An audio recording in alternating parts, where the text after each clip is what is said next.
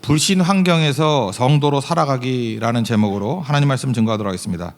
이 상황에 따라서 믿음의 주요 싸움이 다릅니다. 쟁점에 따라서 우리가 어떤 싸움을 벌여야 될지 다르다는 것입니다. 지금 신명기 12장은요, 광야의 삶을 살았잖아요. 광야의 삶과 이제 가나안에 들어갔을 때의 삶이 다르다라는 것입니다. 광야에서의 삶은 다른 민족과 다른 종교를 가진 사람과 만날 일이 없습니다. 그래서 광야는 고난이 있는 곳이지만 내부의 문제만 있는 거예요. 내부의 문제. 외부의 문제 없습니다. 그러니까 내부의 문제. 그러니까 요즘식으로 하면 교회 문제밖에 없는 거죠. 교회 안의 삶밖에 없는 거. 근데 가나안에 들어간다는 것은 사뭇 다른 문제를 야기하게 됩니다. 가나안은 빈 땅이 아니잖아요. 이미 살고 있는 사람들이 있습니다. 자기 종교를 가지고 오래 기간 동안 살았던 사람들이 있고 우상 숭배하는 사람도 있고 또 다른 식으로 얘기하면 다른 신념 체계를 가지고 있는 사람들이 살고 있습니다. 거기 들어가면은 일단 다 멸절시키기 전까지는 만나야 될 거 아니에요. 그러다 보니까 이제는 내부의 문제가 아니라 외부의 문제에 부딪히게 된다는 것입니다. 이걸 이제 우리식으로 설명한다 그러면은 광야의 삶은 그냥 교회 문제인데 가나안에서 삶은 사실은 사회 문제고 직장 문제일 수 있다는 것입니다. 믿지 않는 사람들과 불신자들과 이제 부딪히는 상황이라는 거예요. 믿지 않는 사람과 이렇게 섞여 살 때 우리가 어떻게 살아야 될 것인가, 그거를 신명기 12장에서 알려주고 있습니다. 그러니까 이제 올해부터 또 직장 생활을 해야 되지 않습니까? 그때 불신 체계를 가지고 있는 사람들과 어떻게 살아야 될 것인가. 그 1절부터 14절까지 핵심은 이거예요. 예배 놓치지 말고 살라는 거예요. 우리가 불신자들과 섞여 살 때 정체성을 지키고 이길 수 있는 방법은 중심이 예배에 있다. 그래서 택하실 그곳, 그게 이제 나중에 성전이 되는데 지금 시리가 하면 뭐예요? 그냥 교회겠죠. 교회 중심으로 예배 드리는데 집중하라. 5절 보니까 그 중간쯤에 보십시오. 자기의 이름을 두시려고 너희 모든 지파 중에서 택하신 곳. 장소적인 의미도 있지만 모이라 그런 뜻이겠죠. 14절. 오직 너희의 한 지파 중에 여호와께서 택하실 그곳. 뭐 교회죠. 옛날식으로 하면 성막 또는 성전. 그러니까 장소적인 의미도 있지만 모이라는 거예요. 어떤 택한 장소를 놓고 모이는 것이 직장 생활할 때 승리하는 비결이다. 그래서 뭐 새벽에도 모이고 우리 같으면 수요일에도 모이고 금요철에도 모이고 그렇지 않습니까? 주일에는 물론 당연히 모이는 거고 이런 예배 중심적인 삶이 될 때 이길 수 있다라는 것입니다. 하나 되기 위해서 그죠? 성도들이 하나 되기 위해서 꼭 필요한 게 뭐냐면 회집하는 거예요. 요한복음 17장에 나오는 그 예수님의 제사장의 기도를 봐도 그 제자들에 대한 기도가 뭐였어요? 우리가 하나인 것 같이 저들도 하나 되게 해 주십시오. 그러니까 하나 되게 되는 비결이 뭐예요? 그 회식하는 거 아니고요. 예배예요. 교회가 하나 되는 건 예배 외에는 없습니다. 교회가 예배를 진정으로 드리면은 하나가 된다는 것입니다. 왜 그러냐 하면 예수님 중심으로 튜닝이 되니까. 피아노 100대 조율하는 방법이 뭐라 그랬어요? 옆에 피아노 이렇게 조율하면은 조금씩 좀 달라져 가지고 망가지겠죠. 100대의 피아노를 조율할 때는 한 대를 기준으로 해야 될 거 아니에요. 한 대를. 그 한 대가 예수님이죠. 그래서 모든 튜닝은 예배를 통해서 예수님 한 분으로 튜닝해야 된다는 거예요. 그럴 때 하나 될 수 있다. 그러므로 예배가 없다라는 것은 소견에 오른 대로 그러니까 각양각색으로 뛰게 되겠죠. 그래서 직장에서 이런 불신 세계 속에서 강력한 영향을 미치고 능력으로 살기 위해서는 예배 드리는 것을 소홀히 해서는 안 된다는 것입니다. 모임에는 힘이 있습니다. 그래서 이번에도 우리 선교에서 갑자기 파워가 좀 생긴 것 같은데 이유가 뭐냐? 그 연합 예배를 중심으로 풀기 때문에 그래요. 여러분 고성 선교가 그러니까 선입견이 나같이 준비가 안 된 사람들이 가가지고 무슨 전도를 하고 무슨 선교를 하겠나 이렇게 위축이 되고 하는 거예요. 근데 아주 쉽게 생각하세요. 우리가 평소에도 예배 드리는 사람들이잖아요. 고성에 가서 연합 예배 드리겠다. 우리 세교회 성도들, 또 영계교회 성도들, 전도한 사람들, 그래서 먼저 믿은 자와 나중 믿은 자가 함께 하나님의 임재가 있는 예배 드리러 가는 거다. 예배가 중심이다. 그래놓고 풀면은 쉽게 풀리죠. 예배 드리고 예배 드릴 사람 데려오기 위해서, 예배 드릴 사람 세우기 위해서 사람들 만나는 거다. 그게 선교겠죠. 그게 전도고 예배자 세우는 거 아니겠어요? 그리고 각 교회마다 이 예배에 불이 붙어서 뜨거운 예배가 있는 교회들 23개 교회가 되기를 원합니다. 그럼 우리가 목표를 했던 거 다 이루어지는 거 아니에요. 그죠? 예배를 중심으로 풀면 이스라엘 백성들이 지금 그 얘기를 하고 있는 거예요. 너희들이 이것저것 우선순위가 있을 때 첫 번째를 예배로 삼아라. 그러면 예배로부터 확산이 되기 시작하면은 주객이 전도되지도 않고 핵심이 무엇인지를 명확히 알게 된다라는 것을 말하고 있다는 것입니다. 그래서 마귀가 제일 싫어하는 게 연합 예배예요. 연합해서 기도하고 뭐 이런 거 되게 싫어해요. 그래서 예수님의 그 오순절 부활이 오순절 성령 강림도 보면은 120 문도들이 모여서 기도했잖아요. 혼자 기도한 게 아니고 강조하는 게 뭐예요? 120명이 모여서 힘써 기도하니라. 그때 능력이 나타난 거고, 고넬료가 이방인 가운데 처음으로 믿지 않습니까? 그 사도행전 10장에 보면은 그때도 강조하는 게 뭐냐 하면은 자기 가족들하고 친구들을 모아놓고 기다렸대요. 10장 24절에 보면 나와요. 모아놓고 기다렸다. 말씀 들었던 모든 사람에게 성령이 임하셨다. 강조점이 모아예요, 모아. 이렇게 혼자서 나온 사람 없다라는 거예요. 그 신앙 상태가 안 좋을 때의 특징은 뭐냐 하면 맨날 혼자 다니고요. 그리고 자기한테만 골똘해 있어요. 그러니까 신앙조차도 이기적인 거야. 내가 왜 이러지? 내가 왜 이렇게 답답하지? 내가 그러면 하나도 안 풀려요. 반면에 이렇게 봉사하고 섬기고 다른 사람의 영혼을 돌보기 시작하고 그러다 보면 내 문제는 사라져 버리고 오히려 내가 강한 사람 돼 버린다니까요. 그래서 함께 예배드린다는 게 얼마나 강력한 건지는 이게 경험해 본 사람만 압니다. 초대교회 예루살렘 교회가 성령 충만하고 난 다음에 결과들을 보이잖아요. 그들이 했던 일이 뭐죠? 항상 날마다 마음을 같이하여 성전에 모이기를 힘쓰고, 모인다는 거 액센트가 있잖아요. 모이기를 힘쓰고 모였기 때문에 떡 먹고 모였기 때문에 기쁨과 순전한 마음으로 뭐 나누고 뭐 그 했다 그 얘기 아니에요? 모이지 않고 뭘 하겠어요? 그러니까 모였다가 핵심이에요. 모이니까 이러한 일들이 벌어지더라라고 하는 접근이라는 거예요. 그러니까 모여서 제일 중요한 건 예배였겠죠. 예배 이후에 나머지 파생되는 일들이 벌어졌다는 것입니다. 잘 아는 히브리서 10장 25절을 보니까 모이기를 패하는 어떤 사람들의 습관과 같이 하지 말고, 꼭 이런 사람도 있다는 거예요. 모이지 말자 그런 사람도 있다는 거예요. 그렇게 하지 말래요. 오직 권하여 그날이 가까움을 볼수록 더욱 그리하자. 더욱 그리하자가 뭐예요? 더욱 모이자. 그러니까 모이는 데는 좀 과도하게 모일 필요성도 있다는 것입니다. 자꾸만 모이면 그게 가나안적인 삶 속에서 불신 체계 속에서도 승리할 수 있다. 그래서 예배 중심적인 인생을 살라가 가나안 삶의 핵심 메시지입니다. 1절부터 14절까지 여러 얘기들이 나오는데 모이기를 힘써서 예배하는 자가 되라.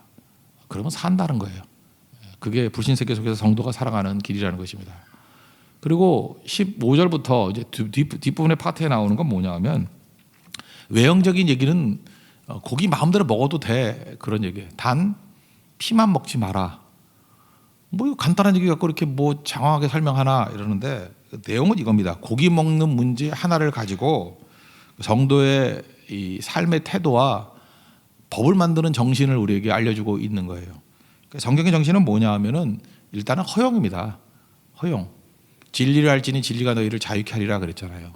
진리의 빛이 비춰지는 하나님 백성들은 하여튼 성경에 나오는 기본 사상은 뭐냐 하면은 허용이에요. 허용과 자유. 그러니까 마음껏 먹으래요. 마음껏 하라. 이게 정신이에요. 단 하지 말아야 될 거를 예외적으로 두는 거죠. 금지하는 거. 피는 먹지 마. 그러니까 에덴 동산에도 이 동산에 있는 모든 과실은 다 먹어. 이게 허용이에요. 그죠? 일단 다 먹는 거예요. 그런데 단 선악을 알게 하는 나무의 열매는 먹지 마. 그러니까 제약을 주는 거죠. 금지. 그러니까 그리스도인의 법 정신의 특징은 뭐냐면 허용이에요. 그리고 꼭 필요한 거를 금지하는. 근데 세상은 반대죠. 세상은 하라는 것만 하는 거예요. 나머지 다 금지고. 기본이 금지예요. 기본이 금지고 하라는 것만 해. 잠깐 우리나라도 그렇게 가자는 것 같아서 걱정이 돼요. 그죠? 뭔 놈의 금지가 이렇게 많은지. 다 금지야, 다 금지. 하는 몇 가지만 해, 뭐 이런 거. 심지어 전 대학교 다닐 때 그랬어요. 과외 금지법 뭐 이런 거 있어가지고 공부도 마음대로 못해, 공부도.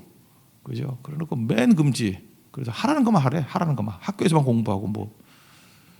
사실은 아니 공부는 자유 아니에요? 자기가 뭘 하든 간에. 근데 그게 사회적인 문제가 있다면 물론 뭐 제약 조건을 둬야 되겠지만 제약이 그렇게 많으면, 금지가 그렇게 많으면 그건 정상적인 사회는 아니죠. 기본적으로 성숙한 사회가 된다 그러면 기본은 허용이고 요긴한 것만 이렇게 금지시키는 접근이 있어야 된다는 것입니다. 그래서 20절에도 나오죠. 20절에도 고기를 마음껏 먹어라 그런 얘기고. 다만 이제 피 먹지 말라. 23절 같은 데면 뭐 그 피는 먹지 말라. 이게 이제 법정신의 차이점인데 여기 이제 미국에서 살다 오신 분들도 많이 계시잖아요. 그 미국에 그 운전할 때하고 한국에서 운전할 때하고 뭐가 다르냐면 기본 전제가 달라요. 미국에서 운전할 때는 이게 기독교 정신이거든요. 운전대 잡은 사람이 마음대로 해도 돼요. 일단 뭐 무슨 얘기가 없으면 지 멋대로 해도 돼. 뭐 뒤로 가도 되고, 뭐 이렇게 유턴해도 되고, 뭐 아무데나 꺾여도 되고, 중간에 서 있어도 되고. 하여튼간에 자기가 하고 싶은 대로 하면 돼요. 근데 우리 한국 사람들이 미국에 처음 가서 운전하면 그게 잘 안 돼. 경찰만 지나가도 뭐 어떻게 되는지 모르겠고. 기본은 허용이에요. 그러니까 여러분들 미국 가서 운전할 때는 잊지 말라고요. 그냥 뭐든지 다 해도 돼요. 단 팻말 같은 거 잘 봐야 돼요. 하지 말라는 건 절대로 하면 안 돼요. 그러니까 하지 말라는 것 빼는 건 다 허용이에요. 예를 들어서 아무 데서나 유턴해도 돼요. 우린 그게 잘 안 되죠. 우리 그 아파트에도 외국 사람도 많이 사는데 처음에 많이 당황해요. 막 유턴하려고 그러다가 경찰이 잡으면 왜 안 되냐 그러는데 우리는 유턴 하라는 데서만 해야 돼요. 그죠? 근데 거기는 아무 데서나 유턴해도 돼요. 단 유턴하지 말라는 데가 있어요. 위험해서. 유턴하지 말라는 데 유턴하면 건 엄청 벌금 때리고 그래요. 그러니까 기본은 허용이에요. 그래서 우리 한국 사람들이 미국에서 운전할 때 제일 이해가 안 되는 게 뭐냐면 사람 아무도 없는데 스탑 사인이 있거든. 스탑 하면은 서야 된다고. 근데 우리는 눈이 좋잖아요. 몽골의 후예들이기 때문에. 뭐 아무도 없는데 미쳤다고 서? 가다가 거의 스탑 사인에서 다 걸려요. 스탑 사인에서 서가지고 1, 2, 3 세 설정으로 완전히 서야 되거든요. 섰다가 하나, 둘, 셋 할 때 그다음 다시 나가야 되고. 근데 우리는 그게 안 되는 거예요. 그죠? 이거 사람도 없는데 뭐하러 서? 바보야? 뭐 이런다고요. 근데 스탑 사인이 있잖아요. 서라 그랬는데 왜 안 서냐는 거예요. 그러니까 서라는 데 빼놓고는 자유예요. 근데 생각보다 우리에게 걸리는 게 스탑 사인에서 제일 많이 걸려요. 뭐 나머지는 금방 익숙해지는데. 그러니까 법 정신이 뭐예요? 자유. 다만 하지 말라는 거는 사회 공공성과 공공의 이익을 위해서 최소한도로 금지를 하는 거예요. 최소한도로. 그것 빼놓고 다 해도 된다. 음식, 고기 마음껏 먹어도 돼요. 단 피만 먹지 마. 이해가 되시죠? 근데 반면에 뭐 우리 법이야 뭐 너무너무 잘 알고 있으니까 우리는 하라는 것만 하라는 거예요. 나머지는 다 금지고. 그러니까 복지부동이 가능하죠. 그래야 살아남아요. 그냥 가만히 있어야 돼. 그러니까 뭘 하면은 뭐 법 만드는 사람들이 사람 잡아넣으려면 다 잡아넣을 수 있어. 하라는 것 빼놓고는 다 금지니까. 그러니까 이게 사실은 사람을 옥죄하는 거거든요. 여러분들이 기업을 한다든지 뭐 어떤 단체장이 된다든지 뭐 법을 만드는 사람이 된다든지 하면은 저는 이 성경의 정신 이런 정신이 굉장히 중요하다고 생각합니다. 그 여러분이 영향력을 미칠 수 있는 곳에서는 다 허용하십시오. 허용하고 이 전체의 질서에 크게 위협이 되는 것 정도만 요긴하게 금지하는 거. 그것 빼놓고 다 허용이에요. 지금 제가 할 수 있는 게 우리 교회의 질서 같은 거는 담임 목사니까 조금 영향을 미칠 수 있겠죠. 우리 교회 성교 가보면 느끼는 거 그런 거 아닙니까? 성교 가면은 그 외부에서 오신 성도들은 잘 이해를 못하는 것 같아. 뭘 해야 돼, 뭘 해야 돼. 잠깐 묻는데 우린 다 허용이에요. 그죠? 다 허용이고 요긴한 것만 정확히 하라고 얘기해 주죠. 이거는 반드시 지켜. 그러니까 뭐예요? 일단 뭐 성교 같은 날 예배 나오라고, 새벽 예배 나오고 그거 잘 드리고 그다음에 사역에 가서는 사역하라는 건 그것 때문에 왔으니까 목적적인 게 이루고 남는 시간에 대해서는 요즘에 묻는 사람도 없지만 잠깐 묻는 사람이 있어요. 뭐 어디 가도 돼요? 뭐 해도 돼요? 네 맘이다. 뭐 예배 끝나가면 뭐 치킨 사 먹어도 돼요? 얼마든지 사 먹어. 그걸 왜 물어봐요 그거를? 그 자유인들이. 그러니까 요긴한 거 몇 가지만 붙들고 나머지는 다 자유다. 지금 오늘 15절부터 그 얘기를 하고 있는 거예요. 하나님 백성들은 이렇게 사는 거다. 이렇게 사니까 이게 뭐 자유주의 물결이 오는 거죠. 그러니까 뭐 유태인들이 상업에 있어서는 뭐 탁월해질 수밖에 없는 거죠. 그죠? 이런 제도니까 자유롭게 해라. 요긴한 것만 금지시킨다. 이런 거죠. 이 정신이 그 원래 유대인들이 있었는데 이것들이 꼴통들이 잠깐만 이게 율법화돼 버렸어요. 그러다가 예루살렘 공의회가 사도행전 15장에 나오지 않습니까? 그때 이방인들도 뭐 할례를 받아야 되느니 말아야 되느니 난리치는데 마지막 결론이 뭐였어요? 야, 우리도 지키지 못하는 짐들을 왜 이방인들에게 지우려 그러느냐? 그래서 사도행전 15장 28절 보니까 우리는 요긴한 거 외에는 아무 짐도 지어지기를 원치 않는다. 그러면서 다 허용했어요. 다 허용. 그러니까 이방인들 할례라는 게 그 남자들이 그 성령이 되고 아주 외과수술 옛날에 마취제도 없었는데 마취제가 19세기 이후에 나왔잖아요. 그 아파 죽지 그거 일도 못 하고 그러니까 하기 싫어했거든. 그러니까 하기 싫은 사람 하지 말라는 거예요. 그게 뭐 믿는 거하고 뭔 관계가 있느냐. 단 요긴한 거를 든 게 우상에게 드린 제물 먹지 말고 여기도 나오네요. 피 먹지 말고 세 가지예요. 목매어 죽인 것 먹지 말라. 먹지 마는 거 세 가지. 그리고 한 가지는 음행을 멀리할지니라. 요거예요. 그죠? 이 음행이 있는 거 빼놓고 우상 제물, 피 있는 거, 목매달아 죽인 거, 요거 정도 먹지 말고 나머지는 다 허용해요. 그러니까 예루살렘 공의의 결정은 뭐냐 하면 딱 요긴한 것만 딱 정해놓고 다 허용해요. 이게 굉장히 중요한 거죠. 이 정신으로 나아가는 것들이 필요하다는 것입니다. 그러니까 우리가 사회생활할 때 어떻게 살아야 돼요? 딱 두 가지예요. 예배 중심적인 인생을 살아. 모이기를 힘쓰러라. 그래야 너희들이 사회에서 빛을 발하고 넘어지지 않는다. 첫 번째. 두 번째는 너희들이 영향력을 미치면서 어떤 제도와 규칙들을 만들 거 아니냐. 기본 정신은 다 허용이다. 다만 요긴한 것들만 법으로 금지시키는 그런 정신으로 나가야지. 금지가 너무 많고 나머지 하라는 것만 해 이렇게 되는 거 아니라는 거예요. 그래서 각 나라들 가보면요. 공무원들은 우리에게도 공무원들이 계시는데 좀 이해하고 들으세요. 공무원들은 규제가 많은 걸 좋아해요. 그래야 자기가 힘을 쓰거든. 규제가 많아야 좀 후진국 같은 데서는 뇌물이도 받아먹거든. 그래서 여러분 이제 후진국 같은 데 우리 선교 갈 때 가보면은 진짜 꼴 같지도 않아요. 별걸 다 규제를 해. 별걸 다 규제를 해. 그러면 그때마다 통과세를 내야 돼. 뜯어먹으려고.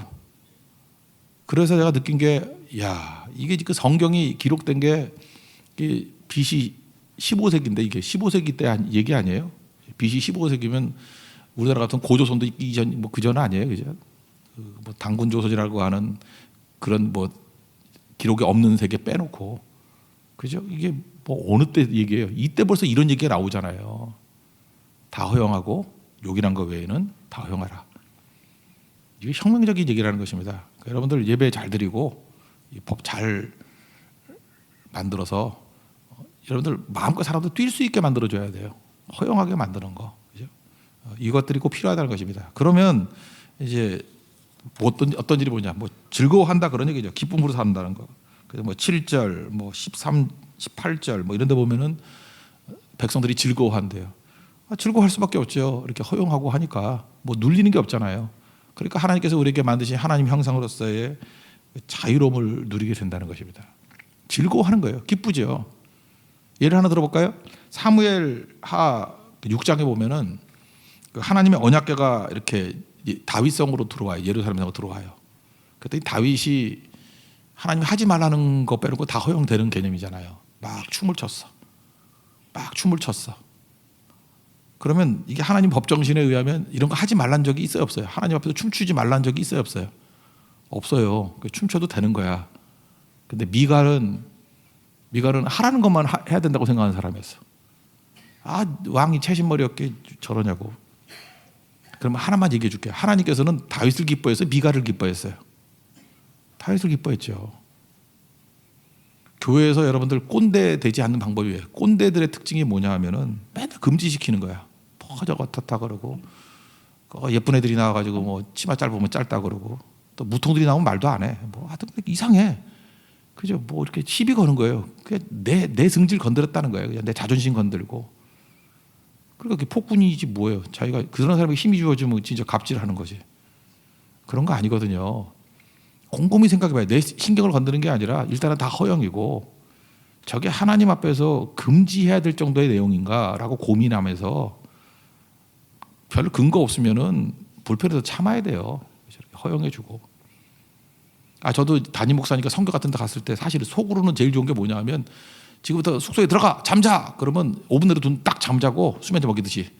그 다음에 5분 전에 깨. 그러면 딱 깨고. 그 다음에 머리 감지 마. 그럼 머리 안 감고. 그리고 머리 파마해. 그럼 다 파마하고. 그래서 다 파마 아줌마들이 모여서 선거 탁 하면은 무서울 것 같죠. 그 야쿠르트 아줌마들 같잖아요. 그죠? 근데 그렇게 하면 안 된다는 거예요. 성경에 그런 얘기가 어딨냐고. 예배드리라.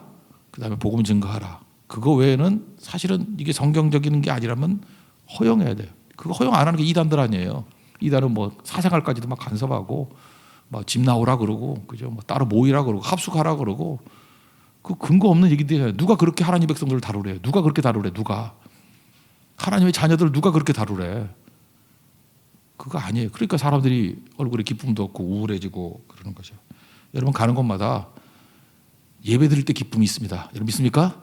예배 잘 드리시고 그 다음에 우리에게 진리의 빛을 가지고 자유를 줘야 됩니다. 자유를 주고 욕이란 거 외에는 금지시키지 않는 거예요.